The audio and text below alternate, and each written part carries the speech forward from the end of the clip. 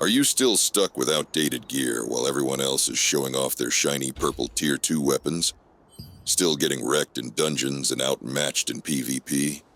Welcome back to another Throne and Liberty guide. I'm Dumms, and today we are diving straight into how you can get your hands on the powerful, new Epic Level 2 gear introduced in the Wilds of Talandre expansion. From 3-star dungeons and open-world bosses to the chaotic player versus environment action in Nebula Island, this is your complete breakdown of every real and reliable way to gear up like a pro. So hit that like button, subscribe if you are new, and let us dive into the grind that turns your character into an absolute legend. First up, dungeons. If you're aiming for Epic Level 2 gear, this is where it all starts. Let's begin with Dimensional Circles, Tier 3. These are the new, high-end co-op dungeons introduced in the Wilds of Talandre expansion. Clearing them gives you a solid chance to drop Epic Level 2 gear from the final chest. Each completion also rewards a loyalty token, which you can use to craft Epic Level 2 gear at Soliana, the All Things Workshop. And if you use random matchmaking, you'll earn bonus rewards, like fighting spirit coins, and sometimes a chest containing 5 extra loyalty tokens. Next, Dimensional Trials. These are co-op dungeons with unique weekly modifiers that change how each dungeon plays.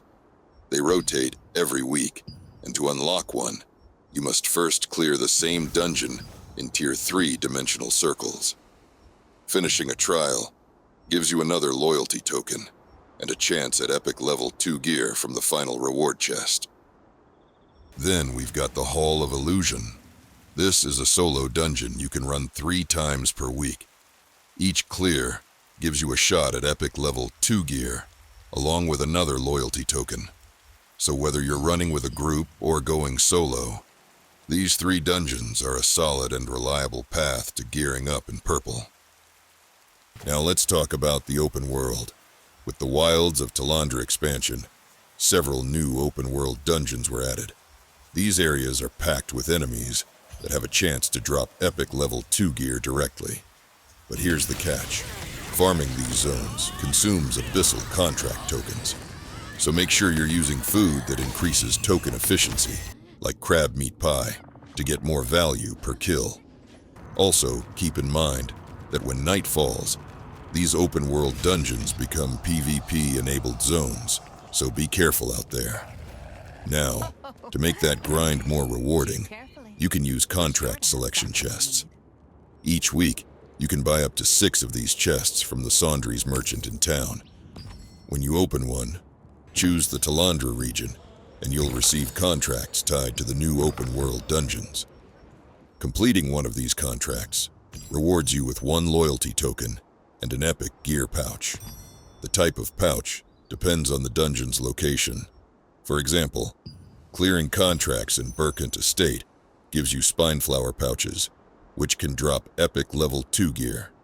And here's a tip: even outside of contracts, enemies in these dungeons still have a chance to drop purple gear. So whether you're on a contract or just farming freely, the opportunity is always there. Now let's talk about Nebula Island, one of the most dangerous and most rewarding zones in the entire game. This is a level 55 player versus environment zone, introduced in the Wilds of Talandre expansion. To access it, hit Escape to open the main menu, then select Lawless Wilds.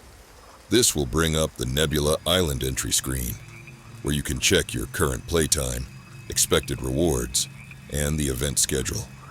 By default, you have 5 hours of playtime on Nebula Island each week. This time resets weekly.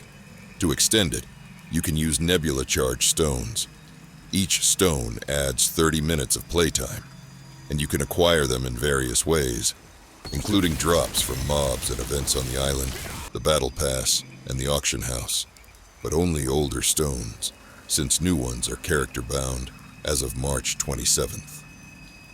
Now, what makes Nebula worth it? As you defeat enemies, You'll earn Nebula Stones, and occasionally loot epic level 2 gear or a Nebula pouch. Nebula Stones can be traded at the Nebula Stone Merchant for more pouches and other valuable rewards. You can also craft a Nebula Essence using 5 stones, then combine that with 10 more stones at any senior crafter to create a greater Nebula Stone. Take that to the senior Nebula Stone Merchant, and you can purchase a Nebula Conquest chest. Both the Nebula pouch and the Conquest chest are RNG based, but both have a real chance to drop epic level 2 gear. Just remember, in the PvP zones, other players can attack you. So if you're planning to grind here, go in prepared and make sure to find a group. Now, if you're done dodging PvP and want something a bit more predictable, let's shift gears and talk about the Contract Coin Merchant. When you complete contracts from the Contract Manager, you'll earn contract coins. You can spend these at the Contract Coin Merchant in town. There are 2 main things to look out for. First, the Daily Plateau Precious Blessing Pouch. This pouch has a chance to drop epic level 2 gear, but it's RNG based, so make sure to check the loot table before you open it. Second, there's a one-time epic weapon selection chest. This lets you pick one epic level 2 weapon of your choice. If you've had no luck with drops, this is a guaranteed way to fill a weapon slot and keep progressing. Now, let's talk about the Arena Coin Vendor. You earn Arena Coins by completing weekly Arena Victory objectives. Win 3, 5, and 10 matches each week to earn coins. Once you have at least 3 Arena Coins, head to the Arena Sandries Merchant in town. Here you can buy Loyalty Adventure tokens with a weekly limit of 10. And as you already know, collect enough loyalty tokens and you can head to Soliana at the All Things Workshop to craft epic level 2 gear.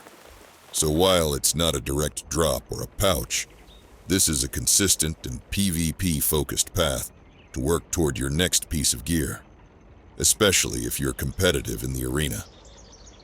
And that covers the core methods you'll want to focus on first: the dungeons, open world, vendor systems, and the Nebula grind. But we're not done yet.